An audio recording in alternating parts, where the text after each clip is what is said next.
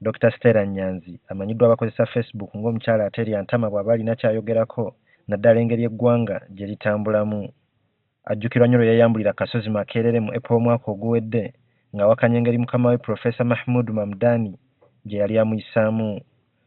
Jjo ku mukutu gwe ogwa Facebook yawandiise ebikankana ebyawuniikiriza bangi ng'alumba Janet Museveni minisita w'ebyenjigiriza ku yayogera wiiki eno bwe yawabula abazadde ku ky'okutambuliza abaana mu bulabe ku boda nga bagenda ku ssomero. Mu mboozi gye yabaddemu n'NTV, Janet Museveni yeebuuziza lwaki Nyanzi yamuvumye ennyo bw'atyo.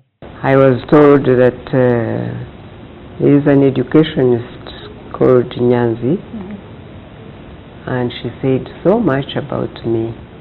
I just wanted to tell people that I honestly forgave that lady, because I can't understand how an educationist can use that language to say anything about anybody.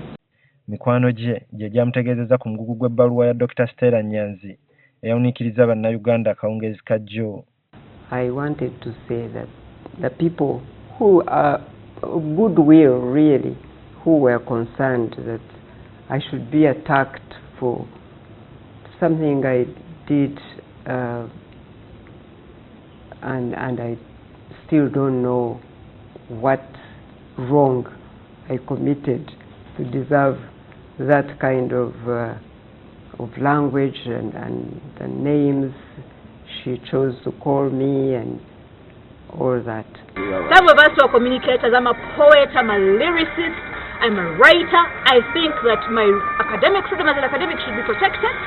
Bwe yali ayogerako eri bannamawulire ku lwokubiri lwa wiiki eno, Janet nga minisita w'ebyenjigiriza yawa abazadde amagezi okulekeraawo okutuuza abaana ku boda kubanga zibateeka mu bulabe nti waakiri batambuze ebigere.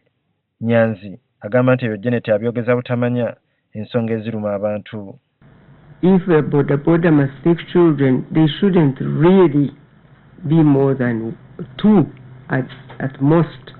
So I wanted to tell the people of Uganda really that I chose to forgive her, and the people can judge between me and her, because she says people should give me a piece of brain, or because I am a fool and all that, and I just didn't know where all that was coming from, because she seemed to have so much anger and hatred. I have just been the minister for Karamoja.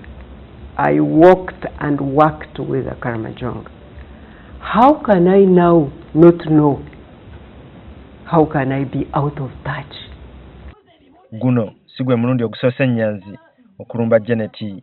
Yamuwalabula lwe yategeeza Paalamenti nti tewali ssente za kugulira bawala byakweyambisa mu nnaku zaabwe ez'ensonga nga bwe kyali kisuubiziddwa Pulezidenti Museveni mu kunoonya akalulu ka 2016.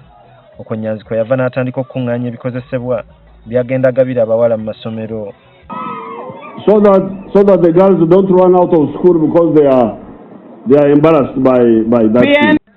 Emabegako Stella Nyanzi yali agenda Netherlands okwogerako eri abantu mu lukuŋŋaana olumu bamugaana okufuluma eggwanga nga kigambibwa nti akyanoonyerezebwako. Byonna yabiteeka ku Janet Museveni gwe yali ayogeddeko era n'ayitibwa ku poliisi annyonnyole bye yali ategeeza. Wabula Janet Museveni agamba nti ye Nyanzi tamulinaako tabbu wabula wa kugenda mu maaso n'okubuulirira abakyala ku nsonga z'obulamu bwabwe n'abaana baabwe. And I don't mind being misjudged by saying the truth to our people, because it is my duty. If I am a leader of a people, I must tell them what I think they can do for themselves.